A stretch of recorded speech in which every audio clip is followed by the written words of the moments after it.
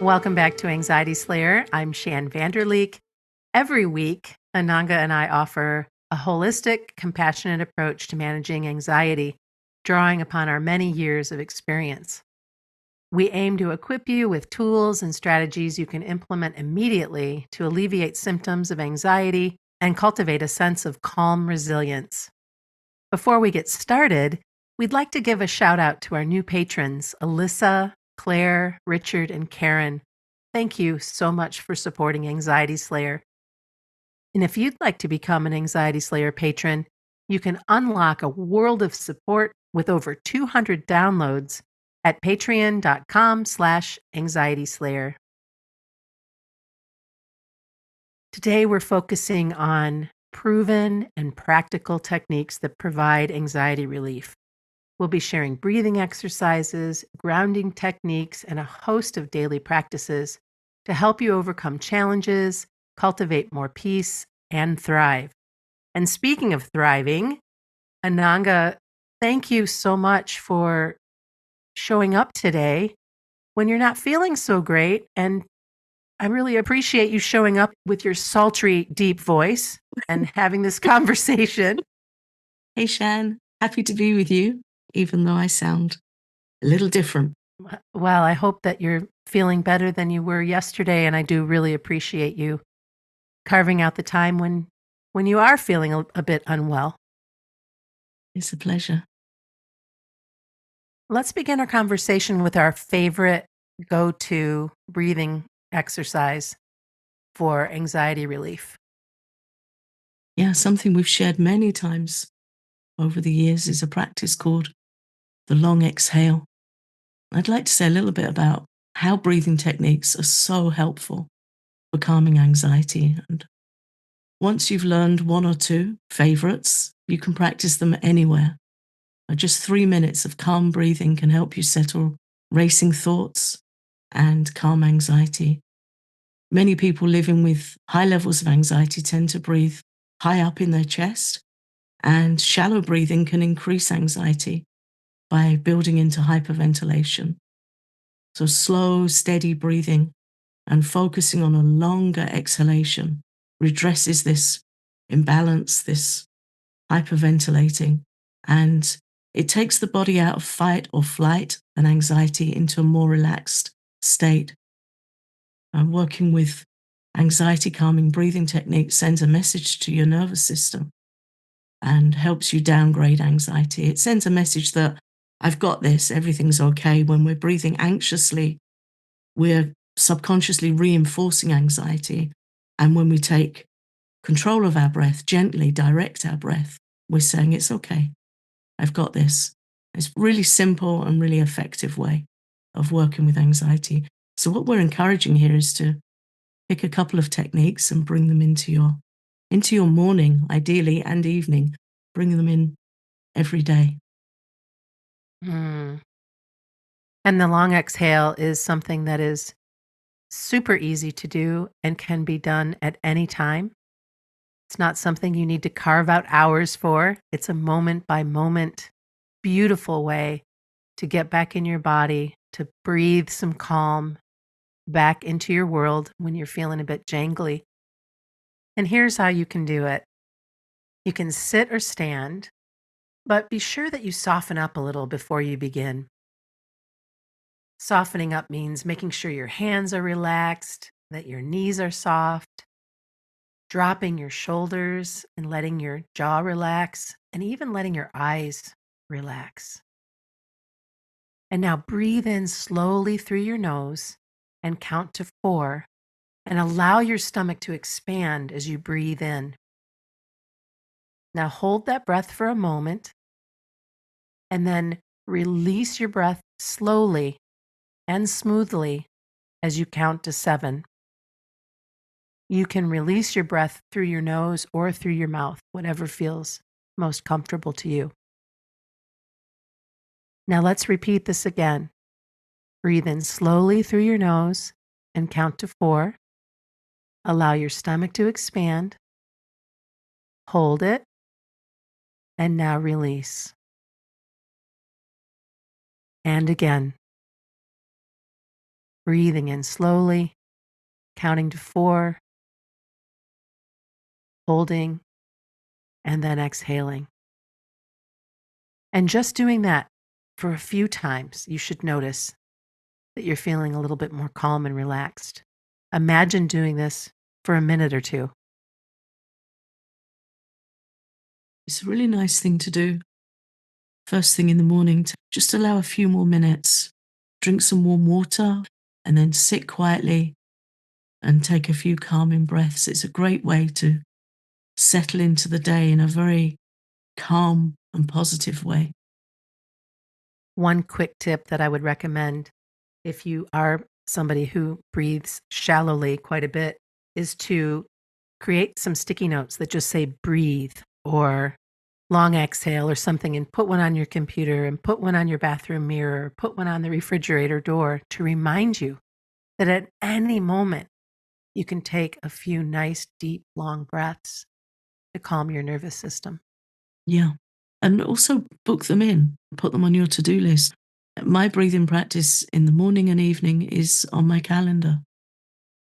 Something I started doing a while ago. I noticed my calendar was full of medical appointments and not so pleasant things to look forward to. So I started putting good things on my calendar: affirmations, breathing breaks, time with friends, time with you, Shan. I started flooding my calendar out with lovely things. So yeah, we can time block for our healing practices and make a commitment, make a date with ourselves for a bit of self-care. And again, it doesn't need to take long. It can be 3 minutes, 5 minutes. If you're at work during the day, you can just walk to a window and take a few deep breaths. If you're driving and you're at a stoplight for a couple of minutes, take a few deep breaths. It can be a really supportive and kind of fun thing to see how many times a day you can fit this in and notice what a difference it makes over the course of a week. It's surprising. Progressive muscle relaxation is another way that you can invite more calm and relaxation into your body through a series of tensing specific muscle groups, whether that be your shoulders, arms, legs, your full body. You do that for a few seconds in each area and then release the tension while focusing on the sensation of relaxation. So you'll tighten up your hands, for instance, you maybe clench them into a fist and then open them and let them go and notice how it feels to release the tension. And this practice is so beautiful. It's something I love to do before bed, especially if I'm having a hard time getting to sleep. I'll just move systematically through each area of my body and tense and relax, tense and relax. And usually by the time I get to my feet, I'm very, very relaxed, if not uh, almost asleep. I find this a really helpful practice for deep relaxation and making that contrast between tension and relaxation. And often we're holding tension in our shoulders, our neck, maybe our hands, habitually anyway, our jaw, and we're not so aware of it. So I find this practice has two benefits. One, it's deeply relaxing, and yeah, it's a great thing to do before sleep. But also, it makes us more aware of when we're tensing up. And then we can, take that tension consciously further. If we notice, for example, our hands are a bit tight or our shoulders, then we can tense them more and then take a deep breath and just release suddenly. And then that contrast is so relaxing. But it does help us notice when we're tensing up and to relax. Almost any time I've ever done a guided relaxation where the narrator is asking you to lower your shoulders, like take your shoulders away from your ears. But it's like, oh my goodness, I didn't even notice I was doing that. Right. And it's just where are you holding that stress? And so being able to progressively move through your body this way is such a gift. And another really simple thing that I learned from Chun-Yi Lin, one of my favorite Qigong teachers, is he always says, decorate your face with a slight smile. Hmm. And not only does that completely change our state into a more positive and relaxed state, but it naturally relaxes our face and jaw. So many of us are just clenching our mouth, clenching our shoulders. And yeah, we don't know we're doing it. So these are very helpful practices for checking in and relaxing. Well, let's move on to grounding techniques and how grounding techniques use our senses to connect with the present moment. And it's a simple, beautiful practice where you focus on 5 things you can see, 4 things you can touch, 3 things you can hear, 2 things you can smell, and 1 thing you can taste. And this is often a recommendation that we have if you're starting to feel a panic attack or an anxiety attack coming on to ground, take a minute. Where am I? What's going on? And then you go the 5, 4, 3, 2, 1. And usually by the end of that, you have grounded yourself in a way that you can really start to feel a difference in your body and in your mind. Yeah, I love this practice, and we've had so much feedback on it over the years, people saying how much it's helped them. And it's not just grounding, is it? It's also mindfulness. It's mindfully bringing us into the present. We're using our senses to draw our mind into the here and now. And it can be a lovely thing to do out in nature, to just go outside and see, 5 things I can see, especially at this time of year as we're moving into the spring season in the Northern Hemisphere. Like 5 things we can see in nature, 4 things we can touch. I like to touch the bark of trees, different leaves, and really ground in nature by being very tactile and very present. 3 things you can hear, that can be lovely, listening to the breeze in the trees or different bird song. Hearing your feet on the earth is a very grounding thing to do. Hearing your feet connect with the earth as you walk. Things you can smell, and yeah, 1 thing you can taste. It's such a simple practice. It's worthwhile noting it down and having it handy on a piece of paper while you get familiar with it. It's a lovely thing to do with children. If children are anxious or a little bit antsy, it can be a really sweet thing to do. Mm. This show is sponsored by BetterHelp. If you had an extra hour in your day, what would you do? A lot of us spend our lives wishing we could carve out more time for ourselves and often feel like we simply don't have the ability to claim it. One of the best ways is what Ananga mentioned earlier is to add something to your calendar that identifies and carves out time for what's important to you and make it a priority. I've made it a regular practice to schedule personal time in my calendar every day for self care. Ananga has created time for self care. What will you create time for? Therapy can help you learn to set boundaries and uncover what's important to you so you can enjoy more of what brings you joy. It isn't just for those who've experienced major trauma. If you're thinking of starting therapy, give BetterHelp a try. It's entirely online, designed to be convenient, flexible, and suited to your schedule. Learn to make time for what makes you happy with BetterHelp. Visit betterhelp.com/slayer today to get 10% off your first month. That's BetterHelp, HELP.com/slayer. Before the break, we were talking about the 5, 4, 3, 2, 1 grounding and mindfulness technique. We'd also like to share a standing grounding technique that you might find helpful. This is a really nice technique if you're feeling lightheaded or anxiety's making you feel a bit scattered, maybe a bit zoned out, not connected with your surroundings. It's very simple. Just find a spot where you feel comfortable standing for a few minutes with bare feet. Again, if you have the opportunity to do this outside, it's a lovely practice to do in nature. You take a big, deep breath in, drop and relax your shoulders, and shake out your hands and arms. Make sure your hands feel loose and have some space between your fingers. And slightly bend your knees and imagine pushing your feet down into the ground. Feel how your feet connect with the surface that's supporting you, and pay careful attention to where your feet touch the ground When we're barefoot, we're so much more aware of the little movements in our feet that are adjusting our balance. So put your attention there, where your feet are connecting with the ground. And then bring your arms up to shoulder height in front of you, as if you're holding a big balloon to your chest. So you've got that circular space. It's like your arms are in the position of a hug. And imagine that you're rooted to the earth like a tree. Feel the way your feet are adjusting again to help you balance and stand. Feel the support and strength in your legs.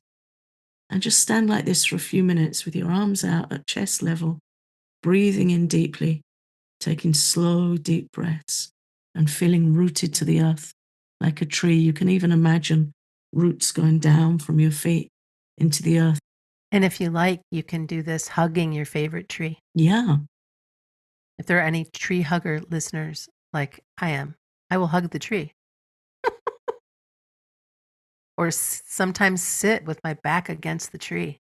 It's not a standing grounding technique, but it's something that we can still do sitting down. And then just give thanks for the tree's contribution and the contribution of all of the beauty around you. It's such a gift to give yourself. Yeah, I have some tree friends here. I go and visit near my house. And I have one tree that I am definitely friends with in a botanical gardens that my daughter and I like to visit. And I always go and see that tree. Mm. I've seen that tree on some very challenging days. Consider it a friend. There's loads of research on grounding with trees, leaning against trees. We're indoors so much. Ayurveda, India's ancient science of life, teaches that one of the major contributing factors to anxiety is all the electromagnetic frequency around us, the social media, the busyness, the indoors, the fluorescent lighting, all of this artificial stimulating environment that we're operating in for much of our day. And perfect antidote is to get out in nature and, yeah, sit by a tree. If you find yourself in a space where you can't get outside and get your feet on the ground, one of the things that we recommend is that you do some visualization, that you find a quiet place where you can close your eyes and imagine yourself in a very peaceful, serene place. And then just picture yourself surrounded by calming sights and sounds and sensations, whether that be the sound of a river rushing or waterfall or bird song, whatever that might be. And then when you get really relaxed, you start to visualize all of the stress and anxiety melting away, just letting it flow and fall away from you, leaving you completely relaxed and at ease. These are things we can do, whether you're on the train or whether you're uh, in the office, or it doesn't always need to be this big production. You can allow yourself these little moments of mindful relaxation. Yeah, you're reminding me that a few years ago, I was traveling on a busy bus at Christmas time with my parents going into a town near where they live, and ended up on a seat on my own on this packed bus. And I just went off into my internal world. Mm-hmm. Your mind palace. Yeah. Well, I had a friend that devised this thing called Project Sanctuary, where, yeah, I had a whole inner world. When I was very sick, I would go there and swim in my mind. And if you think about it, anxiety can be very visual and very much in our imagination. We're imagining scenarios that we really don't want to be in, that we're very concerned about. And this is the opposite to that. And whatever we imagine, our nervous system becomes affected by it. So it's really helpful to practice imagining peace and safety and tranquility.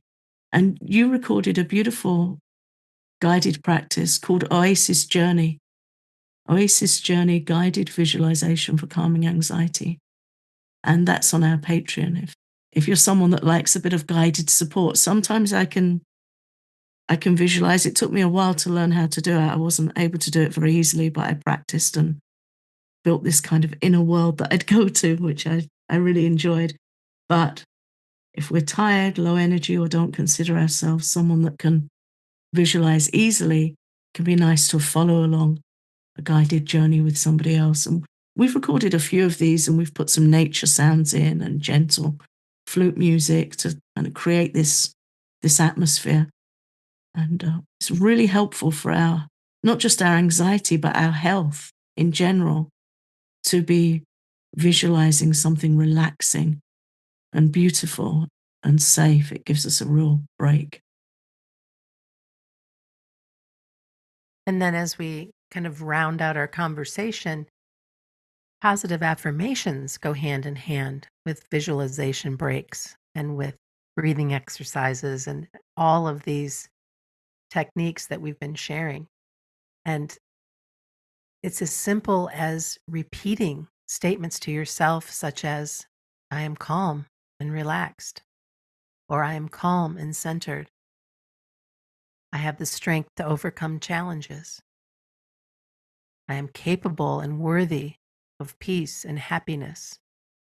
And you might like to write several of these affirming statements in your journal and continue to add to them so that you can visit these affirmations when you're feeling like you need just a little bit of support, and hearing them in your own voice. If you can record them, there's voice recorders on our phones now that are so easy to use.